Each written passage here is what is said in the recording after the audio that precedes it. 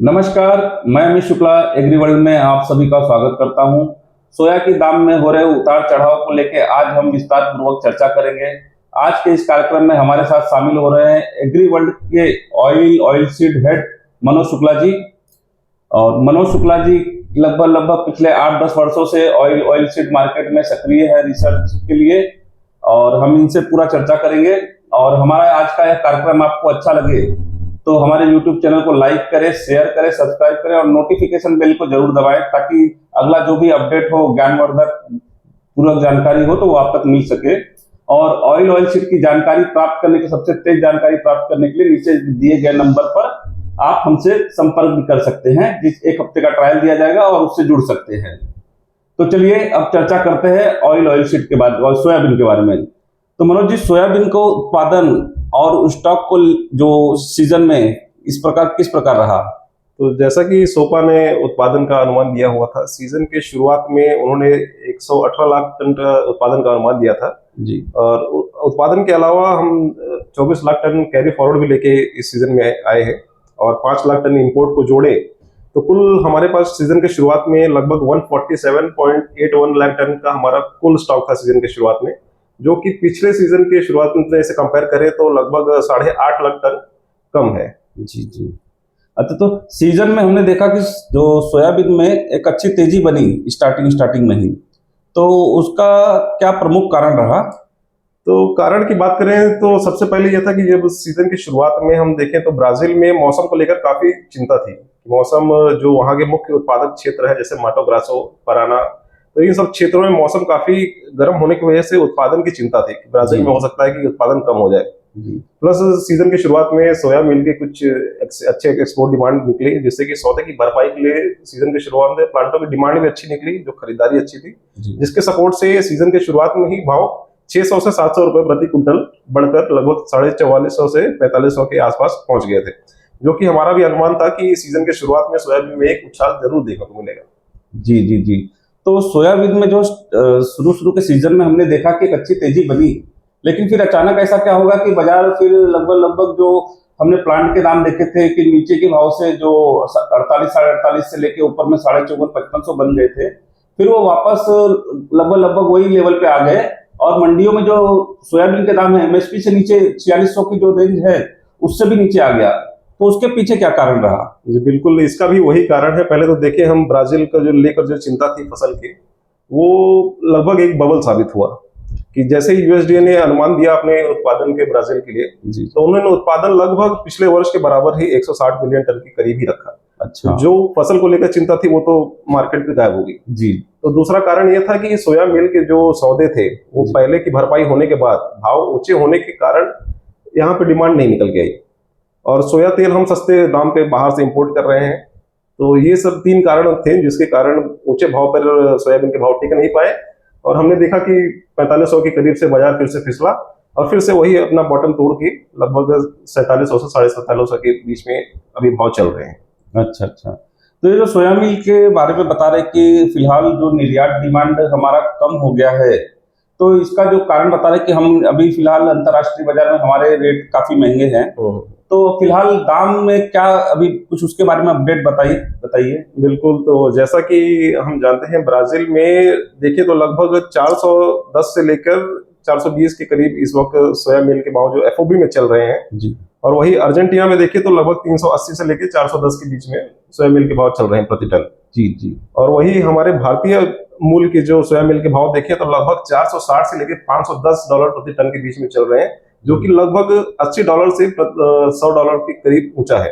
तो लोकल भाव ऊंचा होने की वजह से एक्सपोर्ट में पैरिटी नहीं है, और प्लस लोकल हमारे जो फीड इंडस्ट्री है, पोल्ट्री इंडस्ट्री है, वो भी डिमांड थोड़ा उनका भी कम नजर आ रहा है इस वक्त, क्योंकि उनके पास भी काफी ऑप्शन इस वक्त मिल जा रहे हैं कि कोकुड़ खल है, मस्टर्ड खल है, और भी उनको ऐसे पर्याप्त ऑप्शन मिल जा रहे हैं, जिसकी वजह से सोयाबीन से थोड़ा डिमांड उनका शिफ्ट होके इन सब में चले जा रहा है। तो ये कारण है कि थोड़े बाजार नरम पड़े हैं। अच्छा, आपका कहना है कि मतलब कि फीड इंडस्ट्री के लिए काफी विकल्प इस समय है अवेलेबल, जिससे सोया मिल की डिमांड जो है घरेलू वो भी कमजोर है। जी बिल्कुल।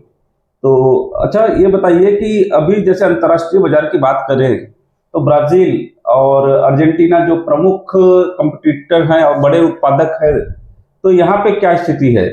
तो जैसा कि पिछले महीने के यूएसडीए के सप्लाई डिमांड रिपोर्ट में हमने देखा है, जी यूएसडीए ने अनुमान दिया था कि ब्राजील में लगभग 157 मिलियन टन सोयाबीन उत्पादन होने का अनुमान दिया उन्होंने, जी। जो कि 2022-23 सीजन में लगभग 160 मिलियन टन था। अच्छा। तो उत्पादन अनुमान में थोड़ी कटौती हुई है, लेकिन फिर भी कुल क्रॉप देखें तो पर्याप्त और पिछले वर्ष के बराबर ही हो रहा है। जी। जबकि अर्जेंटीना में पिछले वर्ष 25 मिलियन टन का उत्पादन हुआ था, जो कि उनके औसतन और नॉर्मल जो रेंज है उससे लगभग आधा था।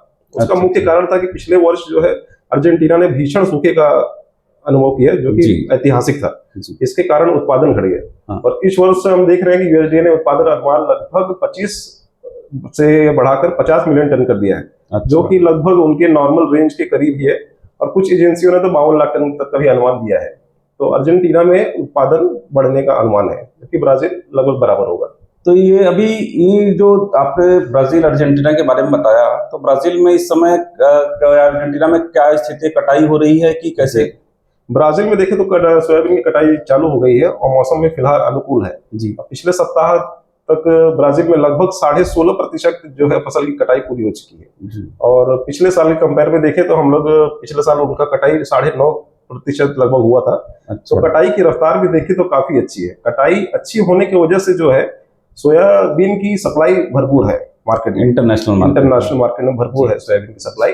और ब्राजील की सोयाबीन जो है वो फिलहाल अमेरिकी मूल से सस्ती बिकने की वजह से अमेरिकी सोयाबीन की डिमांड भी चीन में कम नजर आ रही है। अच्छा। चीन जो है मुख्य आयातक है दोनों देशों का। अच्छा। तो ब्राजील से कड़ी स्पर्धा की वजह से अमेरिकी सोयाबीन का डिमांड कम होने से सीबोर्ड सोयाबीन देखे तो हम लोग एक नए 2 साल के निचले स्तर पे इस वक्त कारोबार कर रहा है। अच्छा। तो ब्राजील और अर्जेंटीना को फसल को लेकर ये तो सीबोट का भी जो सीबोट इतने निचले स्तर पे 2 साल के निचले स्तर पे आ गया है, इससे भी घरेलू बाजार पे प्रभाव हमें देखने मिला रहा होगा कि मतलब उससे वजह से भी यहाँ पे जो दाम टूटे। जी। ब्राजील और अर्जेंटीना में उत्पादन बढ़ने से सीबोट सोयाबीन पे सोया मील और सोया तेल तीनों पे प्रेशर दिखा हमको। जी। अब बाहर अंतरराष्ट्रीय बाजार में सोया मील और सोया तेल सस्ता बिकेगा तो हमारे पास भी सोया तेल सस्ता लैंडिंग कॉस्ट पड़ेगा। जी। तो सोया मील की हमारे कड़ी स्पर्धा हो जाएगी। तो हमारे फिलहाल तो जो सोया मिल के आयातक हैं हमारे पड़ोसी मुल्क ही हैं, क्योंकि हमारा लॉजिस्टिकल एडवांटेज होने की वजह से हमारा सिर्फ ये पड़ोसी देशों में ही ज्यादा निर्यात हो रहा है अभी फिलहाल।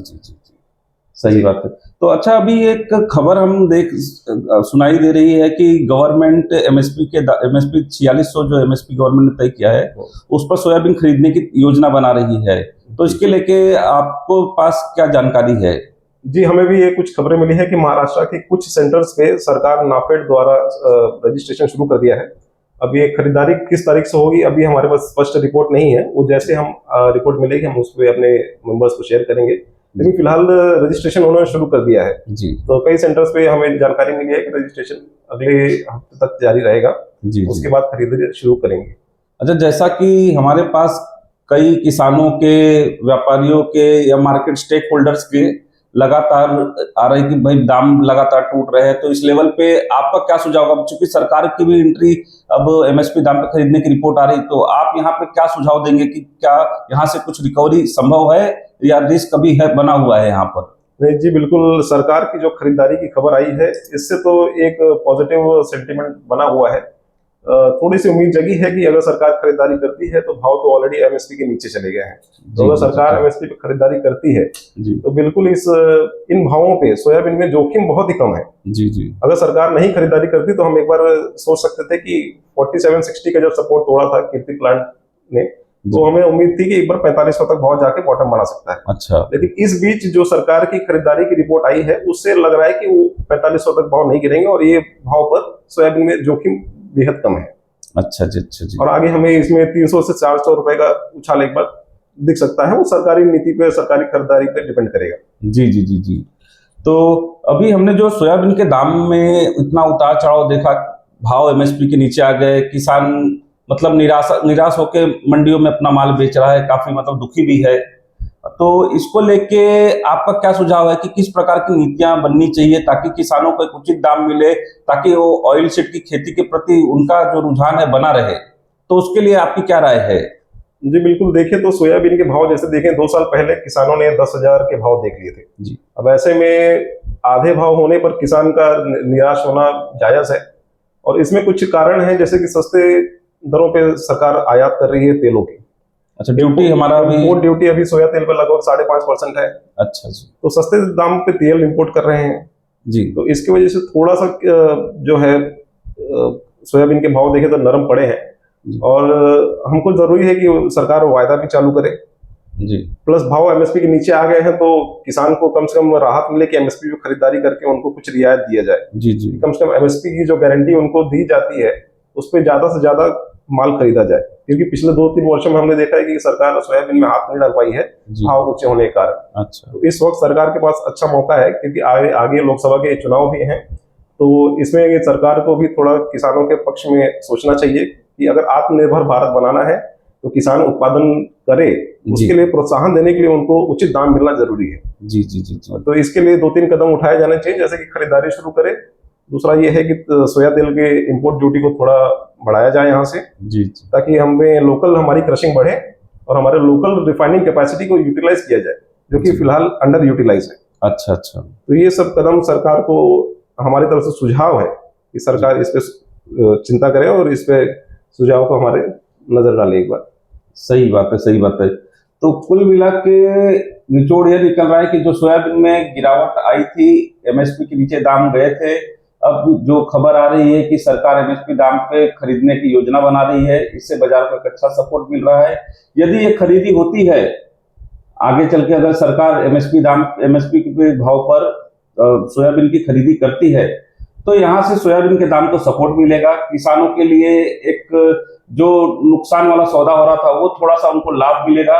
और यहाँ से कुल मिला के जो एग्री वर्ल्ड की राय है कि यहाँ से 300-400 रुपए का एक सुधार की संभावना बन रही है। और यह जो आपको जानकारी दी जा रही है, ये वर्तमान जो फंडामेंटल है, सरकारी नीति है, इंटरनेशनल जो बाजार की परिस्थितियां है, उसको लेके है। आने वाले समय में यदि इन परिस्थितियों में कुछ बदलाव होती है, सरकार की नीतियों में कुछ बदलाव होती है, सरकारी नीतियों में, तो फंडामेंटल के अनुसार ये जो आज हम बात कर रहे हैं तेजी मंदी के जो बाजार क्या हो सकते हैं, तो उसमें कुछ बदलाव हो सकता है। और उन बदलाव की जानकारी के लिए आप एग्री वर्ल्ड की ऑयल की सर्विस से जुड़े रहिए। नीचे एग्री वर्ल्ड का ऑयल का नंबर दिया गया है, आप उस नंबर पर अपना नाम, शहर का नाम, अपनी कंपनी का नाम भेज के ऑयल सीट का जो ट्रायल सर्विस आप ले सकते हैं।